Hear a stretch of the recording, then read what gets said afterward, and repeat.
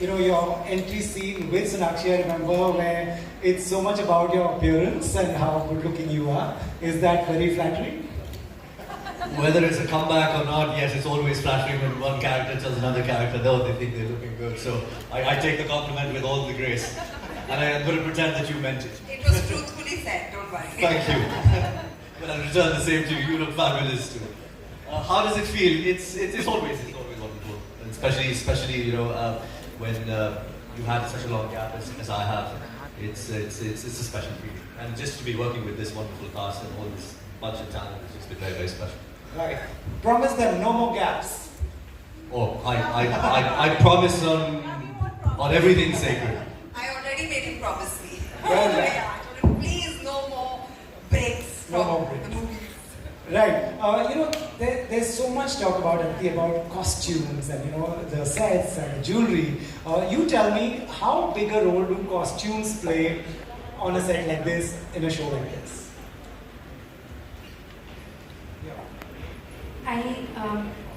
I know a lot of people speak about the costume jewelry and just the beauty and the grandeur and the scale, and that is very important. But with Sanjay sir, I think that comes to him as naturally as breathing, because he has such a keen and sensitive eye and he's so artistic. But I think what is special about him and what he creates is the emotional expanse of the canvas that he creates. The fact that each character is so individualistic, their journeys are so uniquely beautiful, and for him every woman is a queen and he treats her like a queen, and they are wholesome layered women, and you feel for them, the men too, guys. But since we're talking about Hira Mandi just now, let me just stick with this.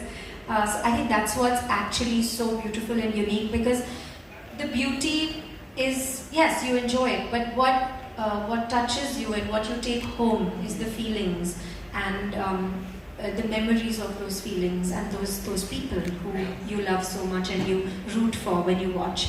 And I think that's what Sanjay sir does so epically and so beautifully, and that's why he always creates cinematic legacy, and especially with this. A great rapport with him, you've worked with him before. What has changed in the Bhansali from before Khamoshi to now? Is there any change you see? Absolutely. I think there's only been growth that I see. Also back then he was poetic and focused, was hardworking and unique in his own way. And even now. And but today he makes much grander, many layers and multiple things in his subject, and grander sets, more prettier, everything so more beautiful. So I think a lot of growth has happened as a filmmaker for him, and as a human being as well, I think. Yeah. Right. Sonakshi, well, what can I say? I wish I could tell them everything that I've seen. I can't spoil the fun for anyone. But tell us about your experience. Unreal. I'm actually really emotional right now because I binge watched all 8 episodes yesterday with my friends, and I'm right now just so proud to have been in this beautiful world that Sir has created, to have shared the screen with these immensely talented men and women sitting here who are also not here. I mean, it's just unbelievable what we have managed to achieve, what we are a part of, and I'm truly very emotional. It's been one of the best experiences of my life, getting to work with such fine actors, with such a fine maker like Sanjay sir, his entire team, who really slogged day and night. Their blood, sweat and tears is in Hira Mandi and what you see right now. So big shout out to Sanjay sir's team, him and every actor that has just shown on screen. Right. No, and what an amazing, incredible performance by you.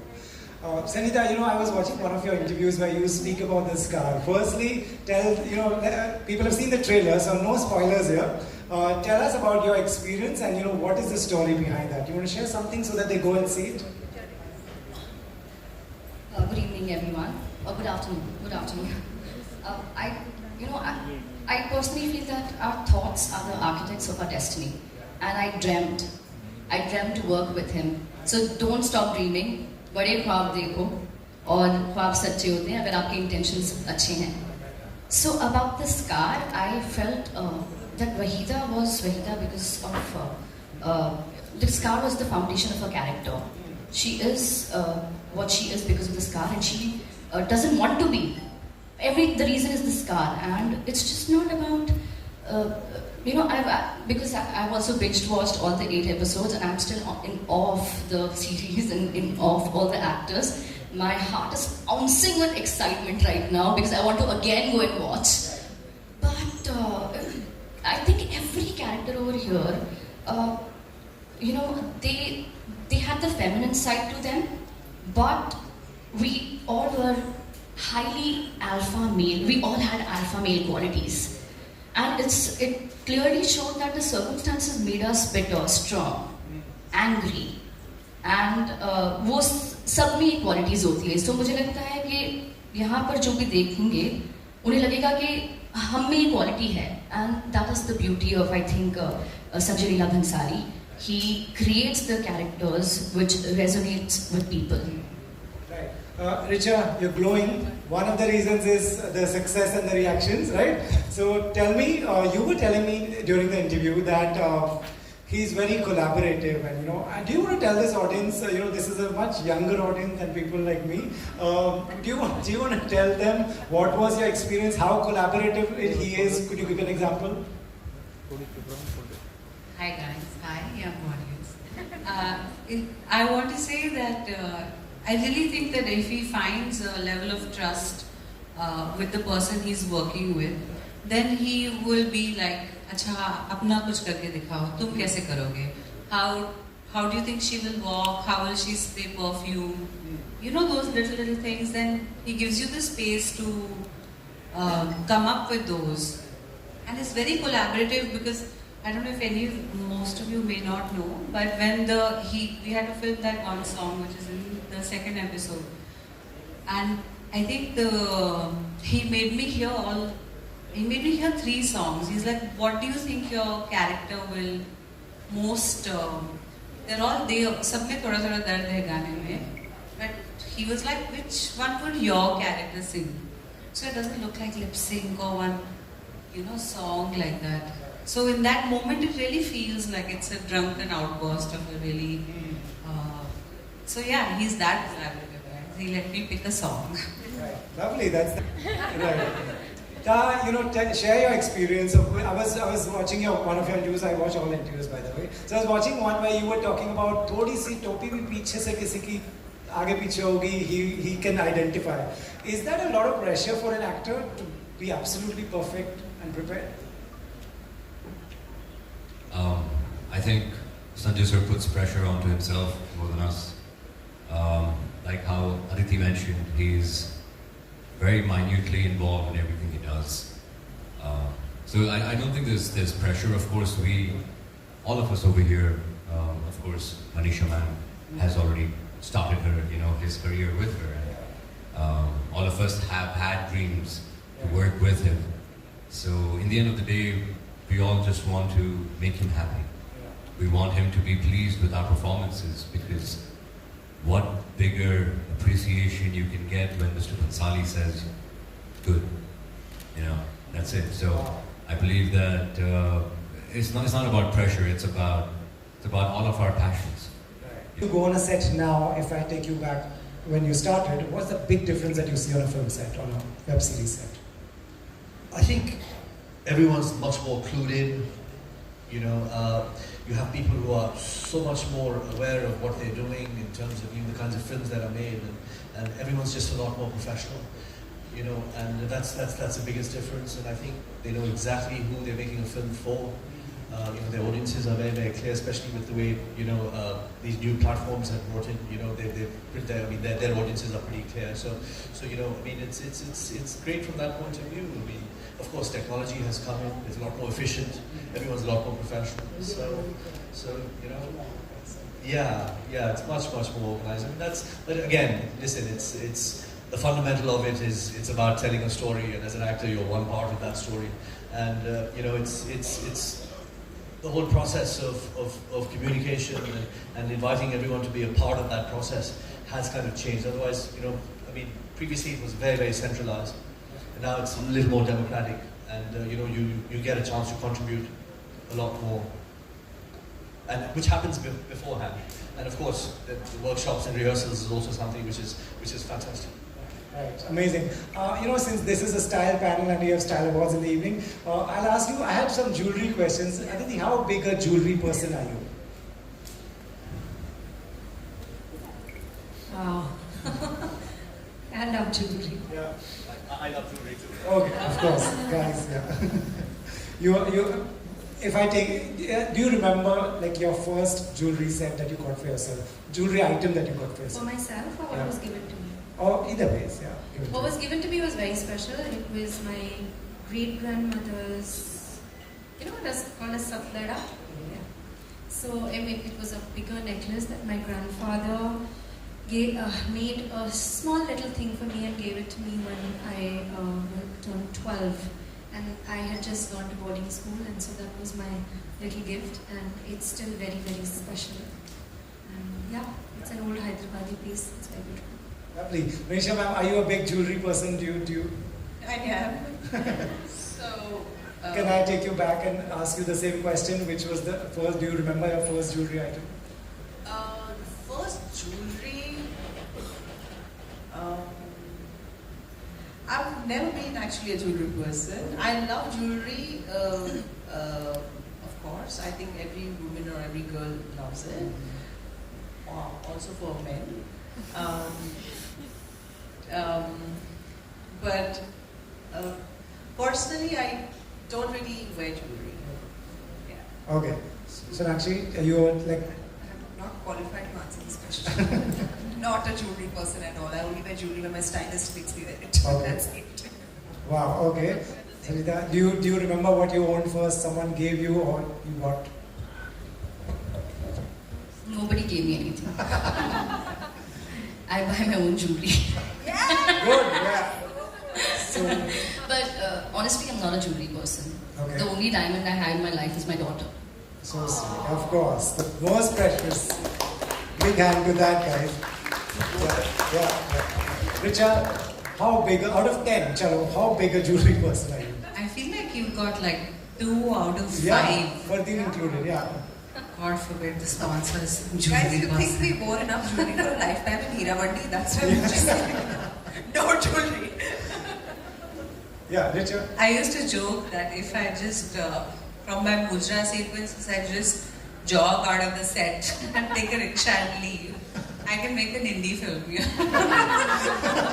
With all the jewelry that was on me. Right.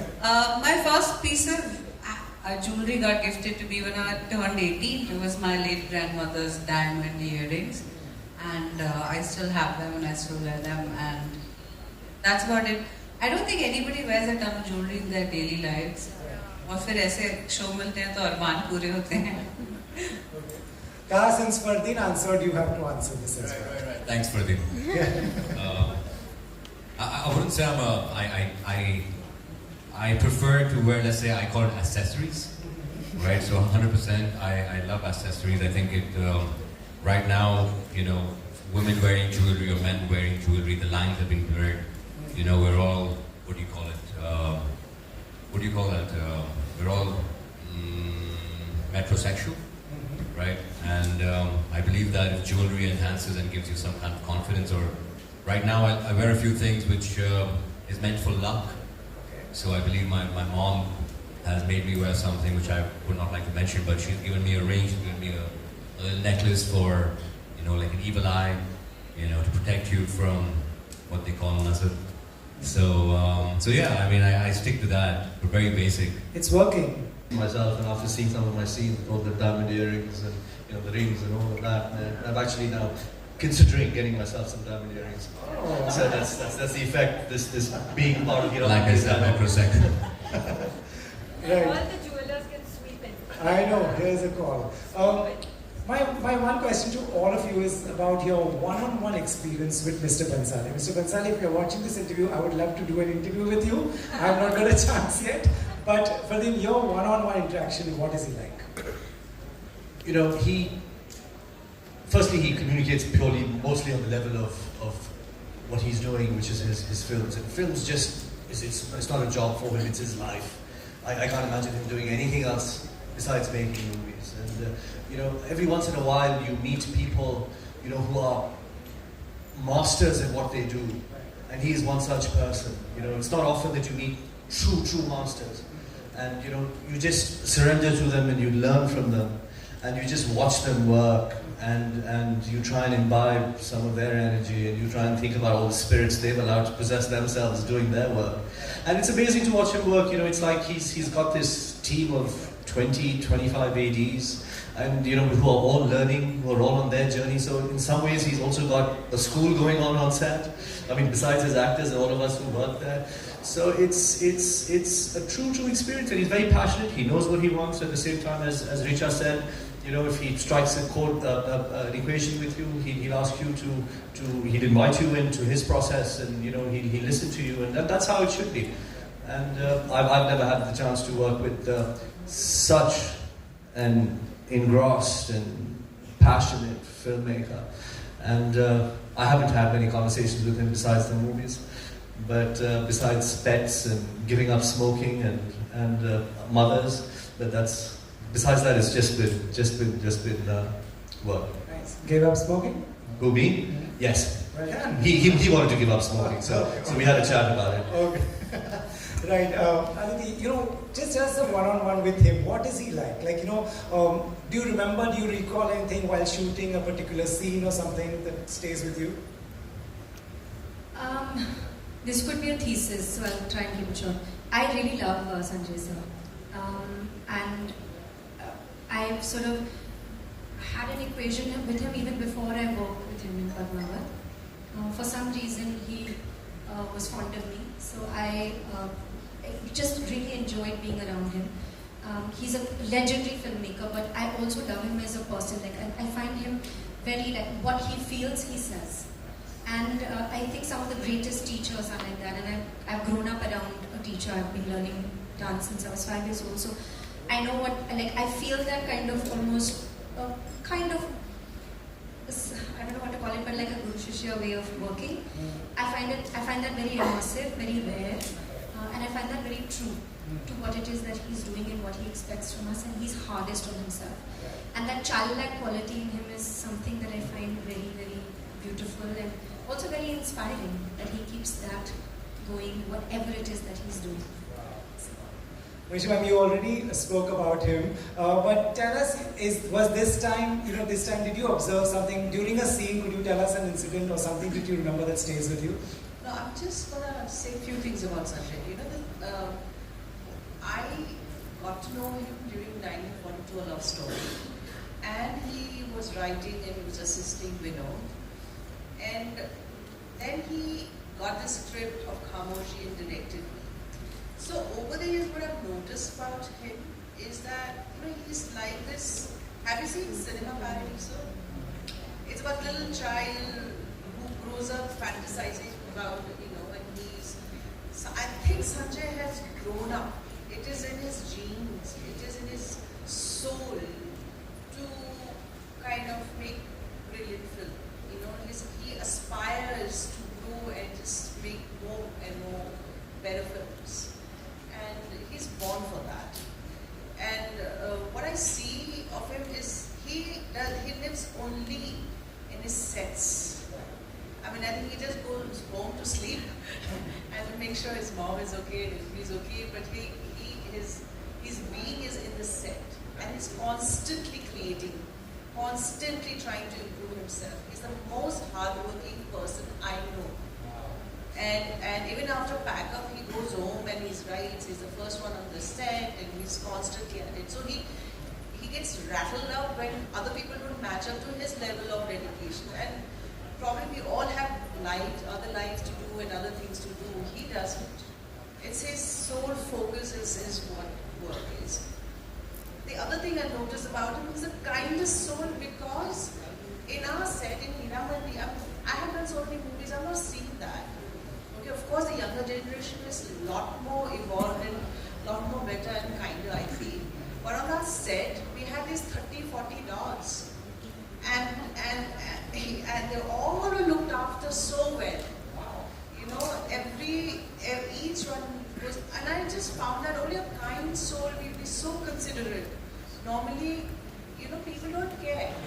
And they get irritated if some animal crosses the path or something, but no. In Meeramati set, they all were like really looked after well. And Every dog had a name. yeah, His name he was taken care of. He used to walk into the frames and then Sir's eyes used to light up when the dog used to there was come. a dog he named her Janu. So every time Janu would come sound like Janu. And you see like a different side of him. It's really cute. And there would be times with the dog when they would be sitting on chairs and it would be like chair crash. And also we had people looking after them. So it was so nice to see that aspect as well as a creative, you know, his drive, his hunger, you know, to excel in his art. So yeah, I think I can go on, but this is what I saw. That's love. They used to send all the dogs on to set, at least 4 or 5 of them, because that would just calm him down immediately. And then, you know, it would make him reset 10 minutes, and then, of course, they'll continue with the day. So. If he happens to see this interview, those poor guys are not going to be able to use this trick ever again. Parteen, what have you done? That is a great story, lovely. Whoever would like to be a dog on Bhansali set, raise your hand. Right. They were the real heroes. Yeah, really, right. Absolutely. They get a fly on the wall, dog on the set, this is. So actually, with you also, any incident that you remember that will always stay with you, which is a teaching? You know, just watching him, you learn so much. He's absolutely an institution in himself. I think everyone says it, but like it might sound cliched, I'm just repeating it, but it's true. And that's the only way to say it. He's got so much knowledge of music, of culture, of dance, of every art form possible. He's a genius. He's an encyclopedia on films, on you name it. Like he'll tell you right from the 1940s se lekar aaj tak, he's like an encyclopedia. So just having a conversation with him, the way he approaches a scene or a line even, or a choreography or anything, he gets so deep into it, and just hearing him talk and just feeling it really teaches you a lot. I feel I've learned a lot just working with him. Nice. I'll change the question slightly for you, Sangeeta, if you're still with us. So well prepared for the answer. Sorry. The question for you is, if another actor is working with him in his next film, what would you like to tell them? What should they keep in mind? What should they remember before coming on a Bhansali set? Nothing, just come unprepared. Really? Just come unprepared, because every day is unpredictable. And that creates Surrender. Just surrender yourself and just be honest to yourself. Because I think that person, the man behind the camera, our sir, is so honest to himself, and that's why that honesty shows on screen. And I actually call him superhuman. Because what he can create, nobody in the world can create.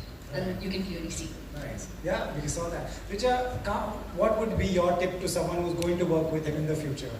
This is also scary, unprepared. Please explain this. थोड़ा prepare कर लेना at least do your lines. Actually, that really worked for me. I had a few conversations with him, and he gave me character briefs.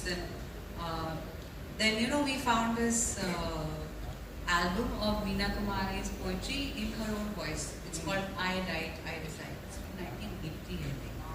And then we kind of jammed on it, and he was like, see the tone of the voice, see the rhythm, there's a lyrical quality. And he's like, yeah, when I hear her voice, तो मुझे मोगरे की खुशबू आती है. Now see, for me that's also a direction.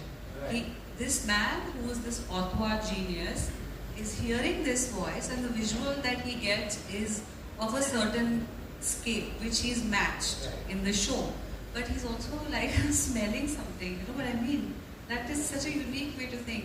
So my only tip, if anyone's working, as if, should you be so lucky guys, but I'm saying, if you get prep work, if he gives you a brief, stick to it like a Bible.